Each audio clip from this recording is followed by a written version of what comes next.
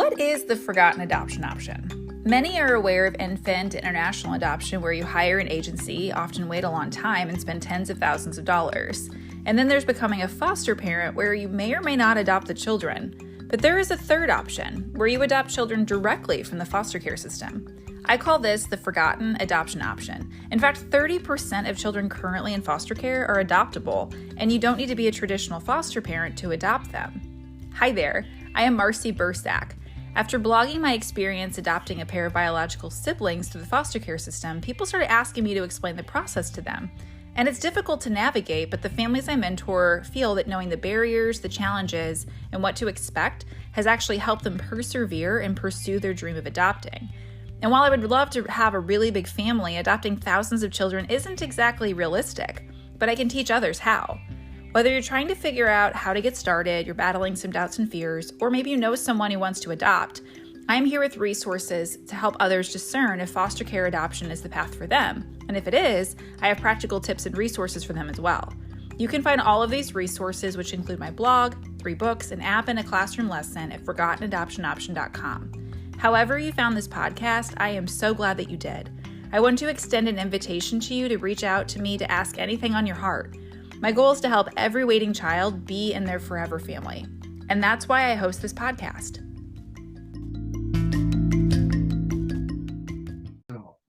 Welcome to the Forgotten Adoption Option podcast. In this episode, we will hear from a foster care alum who's used his own experience to positively impact the lives of countless children. Hey, Andrew. Hey, that's very kind. Thank you. I appreciate that.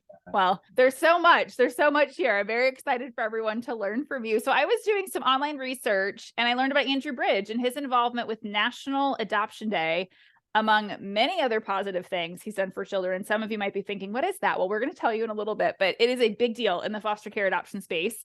So I decided to find him on LinkedIn and I sent him a message just asking if I could hear about his policy journey and his lived experience in the foster care system. Cause I'm like, we're like doing this thing together. Like, I got to learn more about you. And I'm not kidding. Later that same day, he replied very warmly, offering to meet that very week. Like, he had time, which was incredibly kind and nice.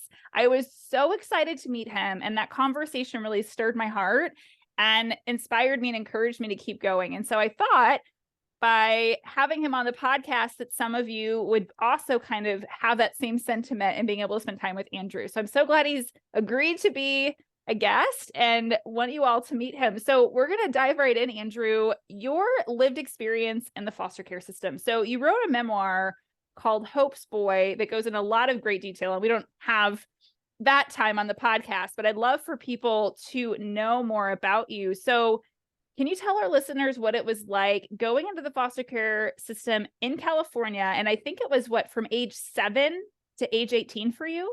Yeah, it was about 1 week before my 7th birthday, which is probably why I remember it. You know, one of the reasons why I remember it so clearly. I was living with my mom. My mom was a single mom. She had been married to my dad. My dad and they divorced, and he. I think it's fair to say he abandoned us. Didn't provide any alimony, no interest in any help for either of us. And she developed paranoid schizophrenia. So the first signs that I saw of that were when I was about 5.5, 6, and that was confusing and scary. And also provoked a real desire to protect her. That comes on real early with kids, as I'm sure you know. And our life just spiraled. Finally we ended up in a kind of a flop house of a motel, and in North Hollywood, California. For folks who know where that is, a flat, hot area of LA in the valley. And she sent me out for cigarettes early one morning. Gave me a $5 bill. A long time ago when you could buy a pack of cigarettes for under $5, but sent me around the corner to go get a pack of cigarettes for her, and I did. And as I was walking back, a police car pulled up alongside me, and he rolled down the window and he said, "Are you Andy?" And my mom had actually spent time in the child welfare system and had talked about it. And I was also a pretty polite, obedient kid. He asked me to get in the car. I got in the car and we drove about a block more, and my mom was on a sidewalk with a social worker, and they were yelling. And the police officer ran out to kind of separate them. And I ran out of the car and ended up in the middle of this kind of brawl. And I think one of the most poignant memories of that day, aside from where I went after that, was this moment of in the middle of this, of pulling away from my mom's hand. And that still bothers me. Um, I think I know why I did it. I was a very terrified little boy, and where the simple instinct to survive kicked in. So I was driven into a place called McLaren Hall. McLaren Hall's been in the news quite a lot recently. McLaren was a very, very large facility run by the county of Los Angeles on the outskirts of Los Angeles. It had been an abandoned polio hospital that was turned into essentially a holding tank for foster children. There were hundreds of kids there. They range from day olds to 18-year-olds. And it was a chaotic, violent place. I stayed there for a year. And then I went to a foster home. I stayed in that foster home from, at that point, I would have been 8. So I stayed from that foster home from 8 to 18. I have to say it was not a good placement. I talk about that in Hope's Boy. It was not, it did allow me stability, and it was in a neighborhood, in an area that had great schools. And so that meant that I went to a really great public school in a time when public schools were frankly much better than they are today. Sometimes I joke that the LAUSD, San Francisco Unified School District, that I went to as a kid, as a little boy, and then as an adolescent, just simply doesn't exist anymore. And so I went to a great school, and I had really great teachers that cared about me. Most of them didn't know that I grew up was living in foster care, and I got a full scholarship to a college back east, to Washington University. Was very kind, and did all right at Wesleyan, and graduated. And I went to of all places, I went to Harvard Law School, and graduated from there. And then briefly went into private practice. I have to say, with all respect to my fellow lawyers in private practice, I found it boring as all get out. The partners, it was a big firm in Los Angeles. The partners were great to me. I'm friends with some of them now. I respect and admire them, but the work they do, I found just mind-bogglingly dull. And so what I did is I left, and my first job working for kids was representing children in Alabama's psychiatric institutions. So that's where it started, and then things went on from there. And I think listeners are like, wait a second. So my daughter also, we met when she was about a week from turning 3. So the sentiment about birthdays and remembering and it being this moment is really interesting to me to even just reflect on personally.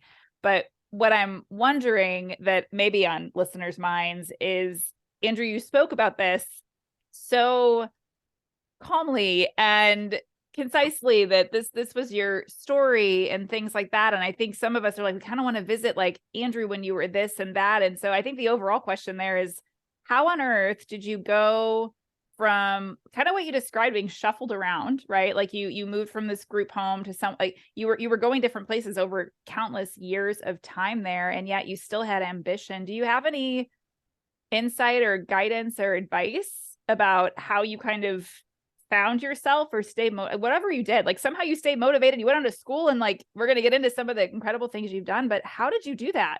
So yeah, no, I wouldn't deny. So, for example, McLaren, I wouldn't actually call it a group home. I'd call it an institution. This was an institution that was lined with an enormous fence and literally topped with barbed wire. It was a massive, massive institution. And actually, it's the subject of a huge piece of litigation today concerning child abuse that went on there. So it was bad. And the foster home, as I said, that I grew up in, provided stability, but it was not a good foster home.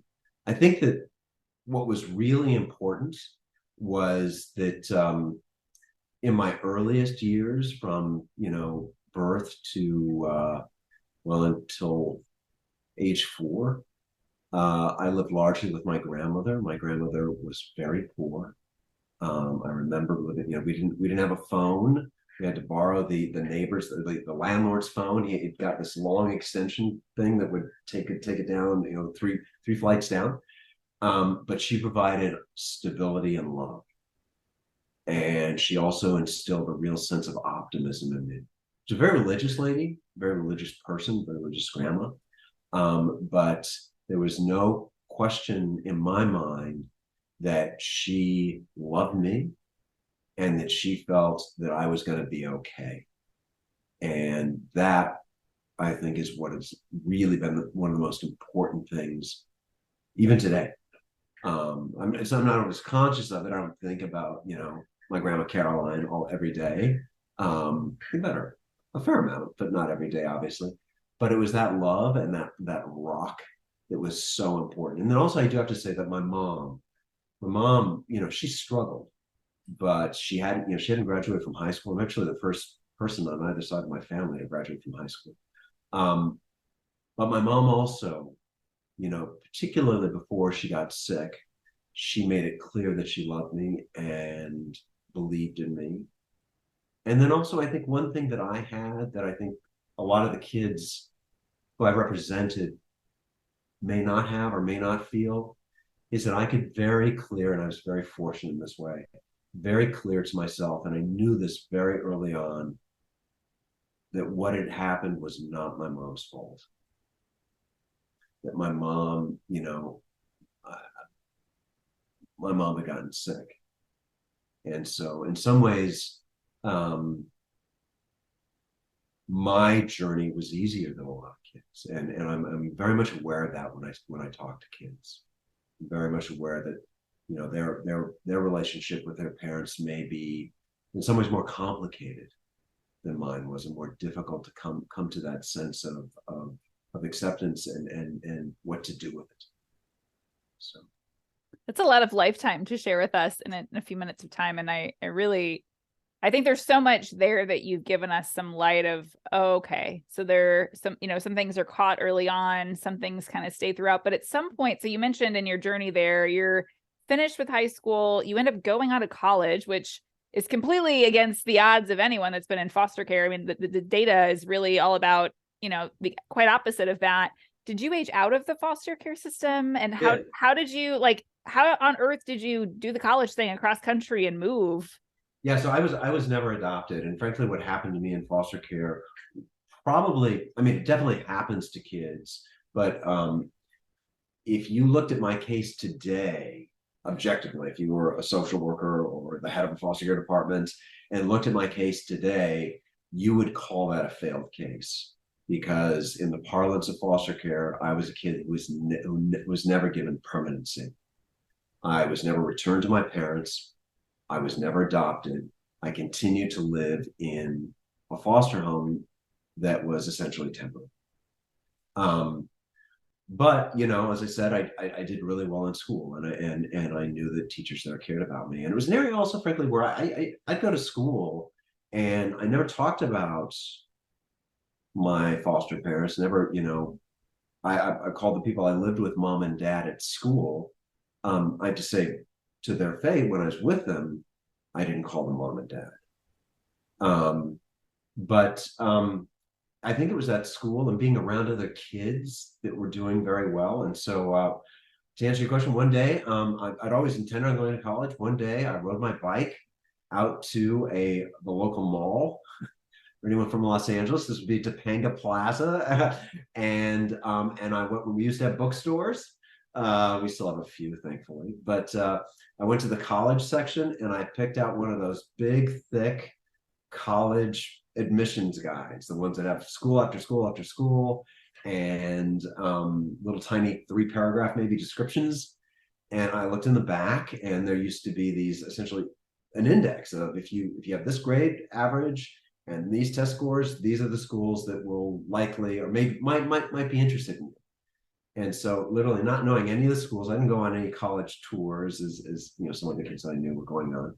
I literally from the back of a book ticked off, I think it was 5 schools, and wrote off for the application. Of course, we didn't have online or anything like that back then.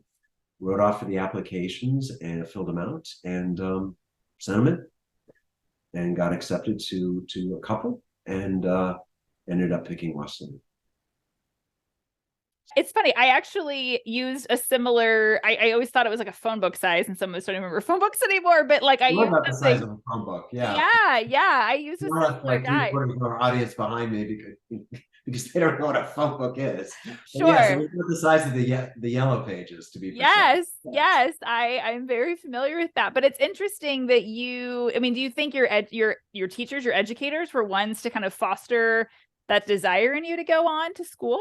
Yeah, it was, I'll be honest with you, it was the teachers. So you know, I've always been lucky to have people as a boy, particularly, and as a young man, very lucky to have people around me who cared about me. So it was my teachers who definitely encouraged me. I have to say that the departments, you know, when my social worker came, gosh, social workers at that point probably came by the house once every year.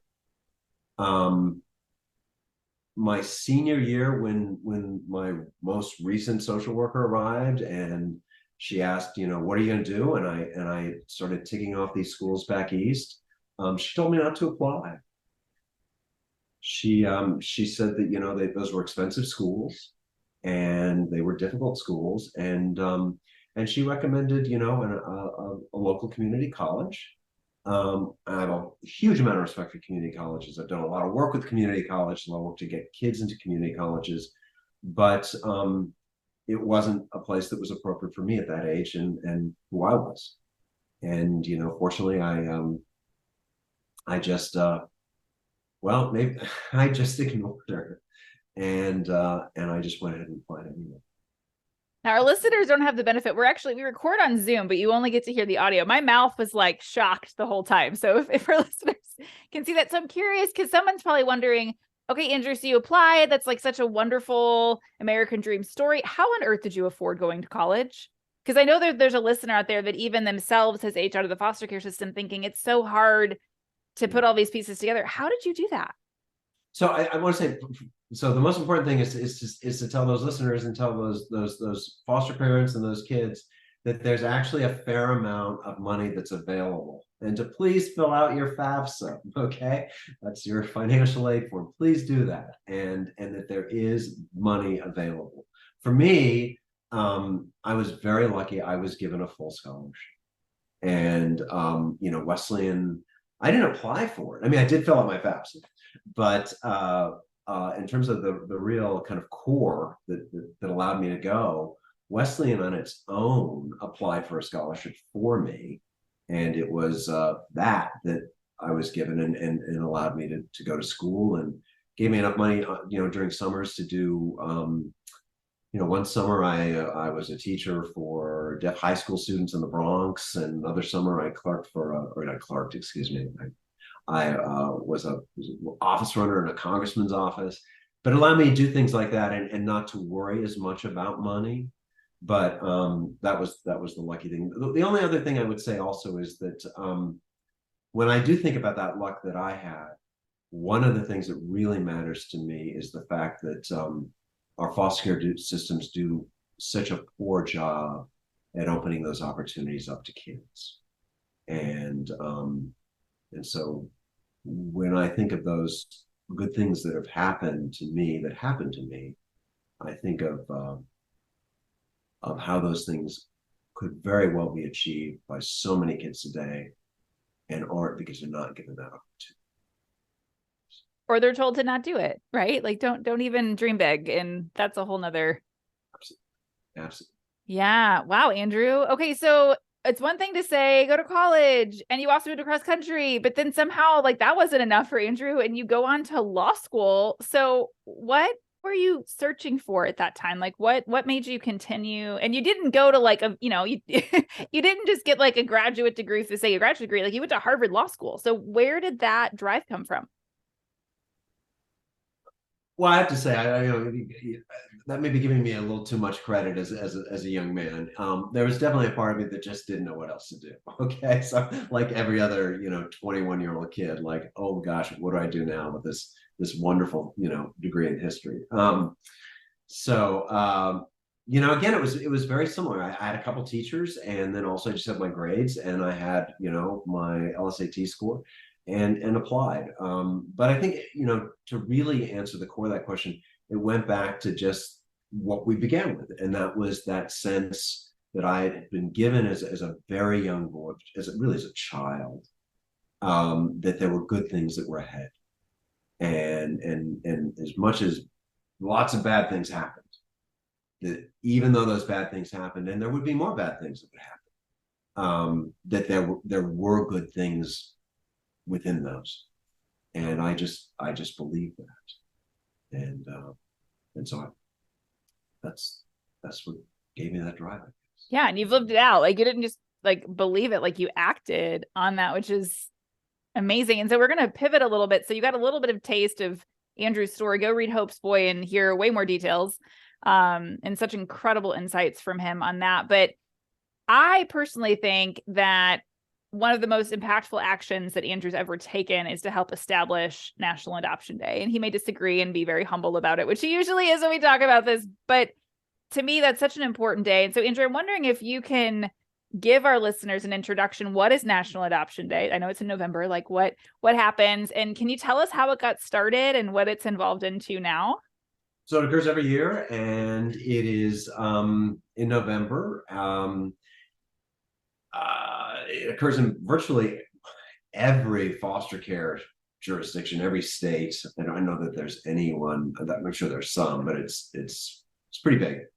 And it's when the judiciary gets together with the foster care department, and social workers get together, and families get together, and there's a decision that on this day we're going to finalize as many adoptions as we can. And the importance of that, certainly it's about a day and recognizing kids and recognizing families and giving kids and families permanency in a home and recognizing who they are. But also it plays a real role on a policy level, I got to say, because it gives departments and courts a deadline to meet. And so they know that if they do this deadline, if they meet this deadline, they're going to be a part. And the way it started was after I graduated from law school, I went back to LA, which was the foster care system that raised me. And for being a lawyer and an advocate, and occasionally suing that same department, I managed to maintain a fairly decent relationship with them. I moved back to LA and became head of an organization called the Alliance for Children's Rights, which is a legal service organization for children, primarily in the foster care system, represents children in all sorts of different areas, and was actually approached by the Los Angeles Foster Care Department, and they mentioned they had a problem. And the problem is that they had thousands and thousands. I mean, the number is really astronomical. I mean, LA's foster care number generally is really big, but the number of kids who were in adoptive placements, so they found a foster family, the foster family raised their hand and said, we'd like to adopt. The child wanted to be adopted, and that hadn't happened.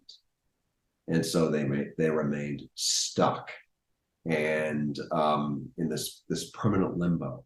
And so a lot of it involved trying to figure out what was going on, and there were a lot of issues that were going on. But what we did is we, got the foster care department together with the court, and then recruited a whole slew of private attorneys to do pro bono work, and began matching up cases. And we had an internal group of attorneys as well who would supervise those pro bono attorneys because they didn't know the foster care system. And so we started, going through this, and literally, we'd conclude, hundreds of adoptions every year. And that happened for, it's going a little far back, probably maybe about 3 years. And then I made the decision that it's like, I don't know why we're just limiting this to Los Angeles. So with one of the other attorneys. I literally just started flying. I think the first visit was to Washington, D.C., and asked for a meeting with the head of the foster care department there, and and with whatever judge would be willing to sit down with us, and just explained it and said, "Do you want to do this?" And I think the first year we might have had 3 cities. I can't remember what they were. I don't want to say I get it wrong. But went from 3 cities to 5 to 8, and then to what it is today. And we're fortunate to have some funders that provided some financial backing for it, which was really important. And so it's a great project, because what it involves is getting the department, getting lawyers together. It introduces a lot of people to the foster care system. Second year clerks from law schools or clerking in law firms to get to do an adoption, but it also it finalizes these adoptions, so kids aren't stuck and kids leave care. So I don't know the number at this point. It's certainly in. It's a lot. Yeah, it's a big number. It's amazing, because on my end of this, knowing about National Adoption Day, because to your point of driving deadlines, I mean, I know people and children that like this has been their day. Like they've been kind of stuck in that limbo, and they've said, we're aiming to have the adoption done on National Adoption Day. Like we're going to push, and we're going to push. And so it's awesome. I mean, deadlines drive so much of our world, but to put one around children having permanency and having children being able to be with their forever family is such a big deal. And it's interesting, Andrew. So if I understood you correctly, was this really just an infrastructure problem where there weren't enough attorneys to do this? Or was it kind of a lack of accountability? Like, how would you diagnose the issue when you got involved? Yeah, there were a lot. There were a lot of issues. These families need home studies. Only, MSWs, folks with actual social work degrees can do home studies in most states. Departments, people may not know this, but the folks we call social workers in departments most often are actually caseworkers. They're not folks with a master's degree in social work, so there was a shortage of them. There's also problems with the course. We started digging through these files, and what we'd see is a hearing, and what the judge would write was postponed. That was it, postponed. And you'd see that hearing after hearing, postponed, postponed, postponed. And so some of the fixes were relatively easy, but easy sounding, but not all that easy to get folks to do. So in that issue, for example, postponed, it required sitting down with the Chief Justice of the largest juvenile court in Los Angeles and convincing him to require all the judges that fell under him to write 2 sentences. They just had to. They couldn't just write postponed.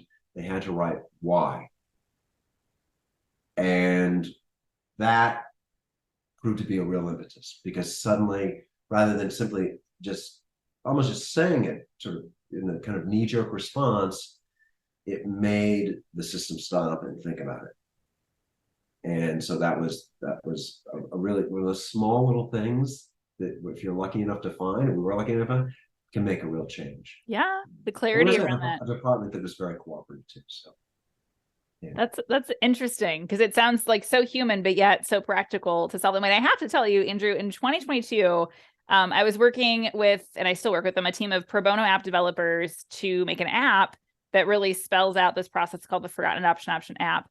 And we were looking for what's our deadline? And it's interesting to hear that National Adoption Day's deadline, because we made our deadline to have it done in 2022 by National Adoption Day. So this is for foster care adoption. We should do this. So I also used your day to drive a deadline. So that's ironic and also really cool. I just wanted to share that fun factoid with you. So neat. So Andrew, you're an author already, but you have a new book coming out. Can you tell us what you're writing about? Yes, well, it's a book about my first entry into being the world. My first entry in the world as a lawyer. The book is about after law school, I left the large firm that I've worked at, and decided to represent children in Alabama's psychiatric system. And what it was under a very large, very contentious consent decree regarding people with mental illness. And so it was of interest to me on two levels. This was the rights of folks in institutions, the rights to medical care, the rights to meaningful treatment. It was interesting to me because my mom had been in 3 different psychiatric institutions. Some terrible things have happened to her in those institutions. I'll tell you, one of the most motivating things was as a young associate when after law school, when I went to visit her, because I hadn't seen her during law school, and she'd just been discharged from the Arizona State Hospital. I went to go see her, and she was discharged to a group home in Arizona. And when I went there, she was living in a plywood shed. So going and representing people in that regard meant a lot to me because of her. But then also I represented children at a very violent, very tough institution that very much like McLaren, the state of Alabama simply refused to give in and simply wouldn't improve it and wouldn't close it. And that really became the focus of my part of the case. And it was a real battle with the state of Alabama. Alabama had a reputation for, one, not being very good at following judicial orders, not really playing with the rules, and being as pretty nasty as you could get. One lawyer made the remark that the only thing Alabama really understood were sanctions, and that you had to sanction them in order to get them to do something. So it's very much like it was a story of civil rights, and what happened in me going back to this facility was, in some ways personally, it was very difficult because it was so much like McLaren. It was a large place. It had been a radar base. It was surrounded by a big fence and barbed wire, just like McLaren. Kids there were completely lost, just like McLaren. And the staff was very much like McLaren. So that's what the story's about. And so are we getting, is it historic? Is it like completely your version of the story? Are there any made up stories in there? It is based on the interviews of kids that were done at the time. So there are videos that exist. It's based on court filings by both sides at the time. It's based on documents at the time. So this is very much a true story. This is not a memoir in that sense. This is very much what was a real battle, and very much embedded in the facts of that battle and the dispute between the two parties. So it was a legal brawl. So Andrew, I know your book's not coming out September of 2024, but can you share with us the title and where we can maybe pre-order? Absolutely. So it's called The Child Catcher. My publisher is Regalo Press, same editor as my editor for Hope's Boy, and pre-copy should be available. So Andrew, I know we have many different perspectives listening. We have people that are in the child welfare system as a professional, social worker, MSLB or not. We have people that have aged out of the system. We have people that have adopted through the foster care system, people connected to them. So there's quite a few people you're talking to, but I know from your lived experience in this space, your transformational, I'm use that word, transformational impact in this space. We're all listening to you wondering, what words of encouragement or wisdom would you leave us with? So I kind of want to break down those audiences. So to the person that has aged out of the foster care system, or maybe doesn't feel that they're going to be adopted before they do, what would you say to them? To never forget who they are. And they truly matter. And in spite of all of those things that they may have been told, that they may think of, that they truly, truly matter, that they are as good as any other child, and they truly deserve everything that any other child would get. Think you'd also tell them to dream big, like regardless, just keep dreaming. What would you say to those that are in this field, whether they're caseworkers, social workers, a child welfare professional? What do you hope they would hear from someone that's been on both sides?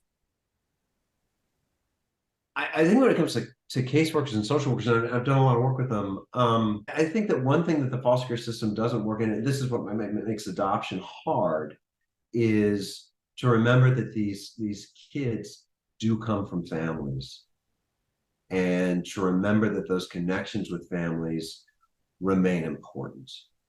And it's something that we struggle with. Our foster care systems are not very good at gray. We're really not. We're good at very hard yes, no definitions.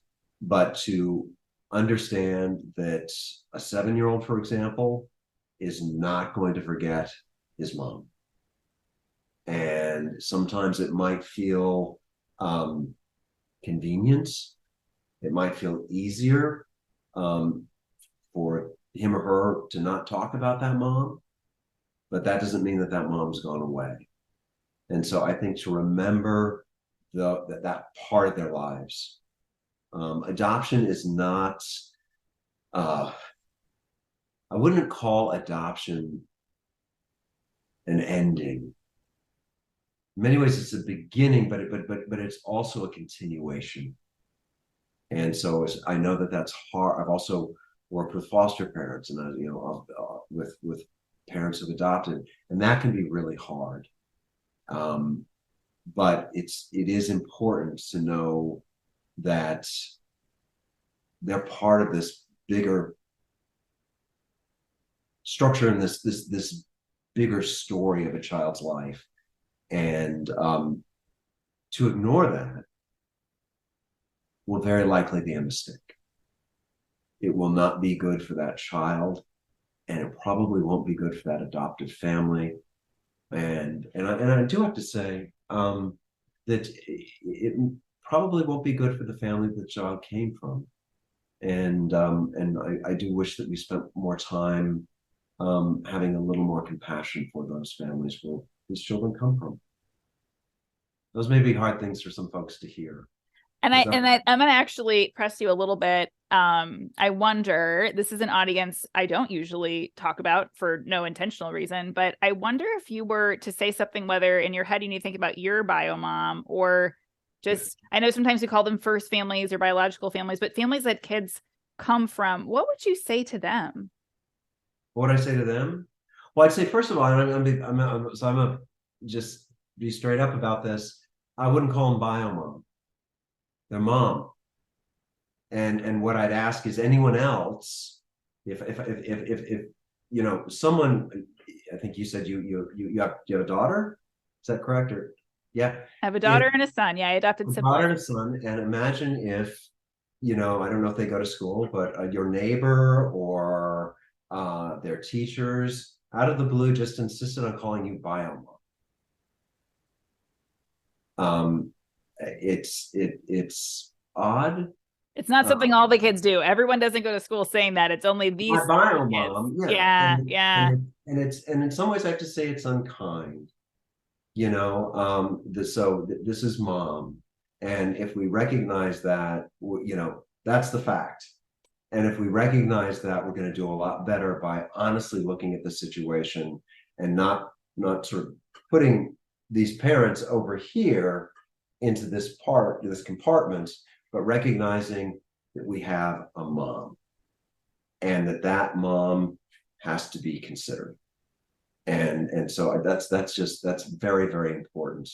I will tell you, it is, I think the other thing to remember is that the vast majority of kids who enter foster care have not been abused. The vast, vast majority of foster kids are there because of neglect. And the reason for neglect is poverty. It's poverty. And so, and the number one purpose of foster care is to get kids back to their parents. So I know these things are hard. I've actually run an organization that recruited foster adopt parents. I've sat with them. I know how crushing it is. I've seen it, how crushing it can be when an adoption doesn't work. I think I know a little bit about that because I've seen it firsthand as a boy, how that doesn't when that didn't work. But I've also sat with moms on their last day when they know that they're no longer in the eyes of the law going to be that mom. And that's also crushing.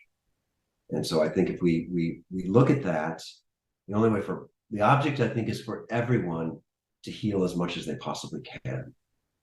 And no one is going to heal by simply saying. It's honest. I love honesty, Andrew. So that's much appreciated. So the final audience, I would say, so there's some of us like me that, well, we want to help the kids that, aren't going to go back and be reunited. There's kids that are waiting, right? And I wonder, to us, just knowing what it's like to have gone through and seen and lived what you've lived, do you have any advice for us when we feel like parenting is hard, or when we feel like the process is red tape?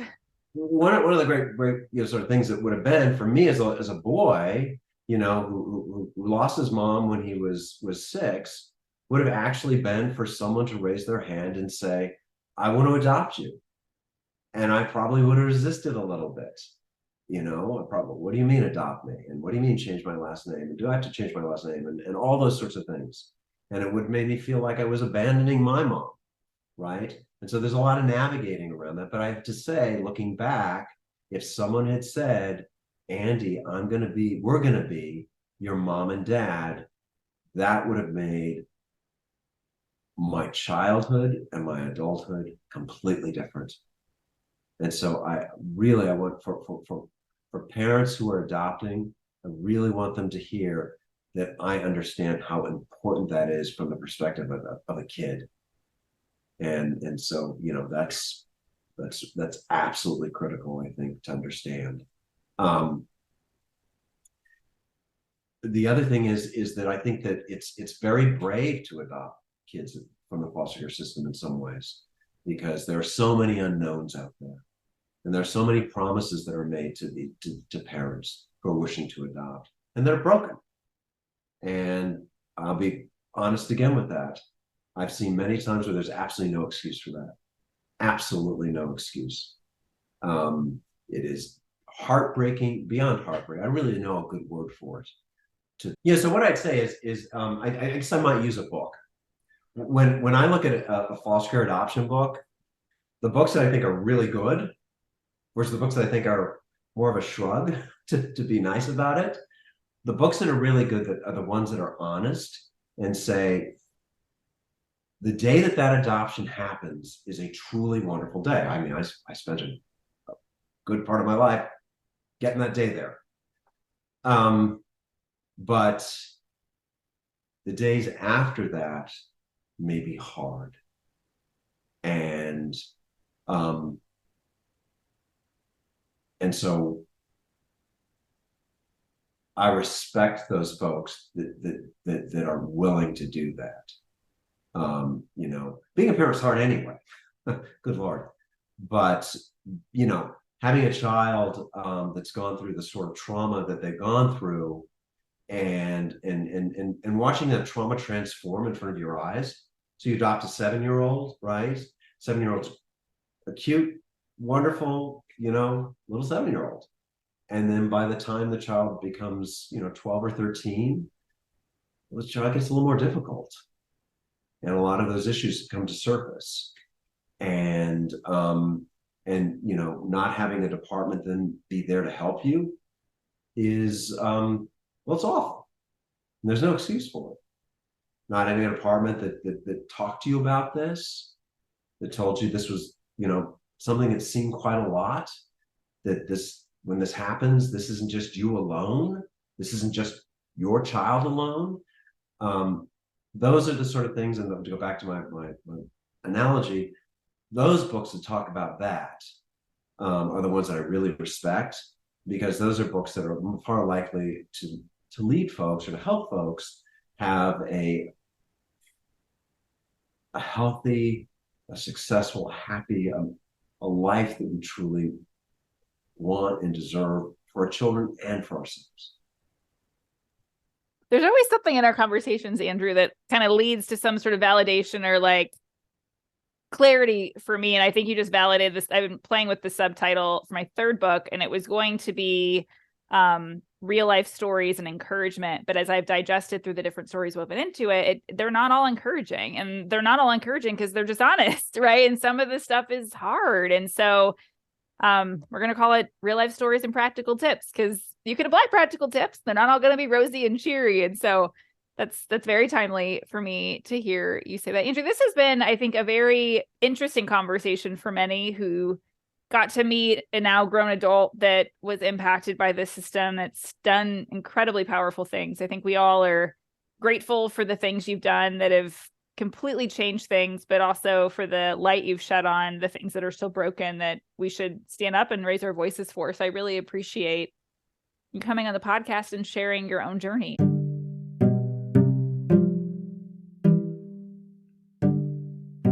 Listeners, did you know that you've helped the Forgotten Adoption Option podcast rank in the top 30% most followed podcasts on Spotify? You are helping waiting children be seen, and you're teaching our nation how to adopt these children. You can help this podcast reach more future adoptive parents by leaving a review and continuing to share this podcast with others. You can even help others know that instead of Googling to try to figure out how to adopt, they should go to ForgottenAdoptionOption.com, where they can learn the step-by-step process, tips for enduring the journey, and I even have a children's book to celebrate the forever families all around us. It means so much that you took the time to listen to this episode. And on behalf of the 113,000 children who each has a name, a story, and dreams, and deserves to grow up experiencing the love and support that is found in a forever family, I thank you so much for caring.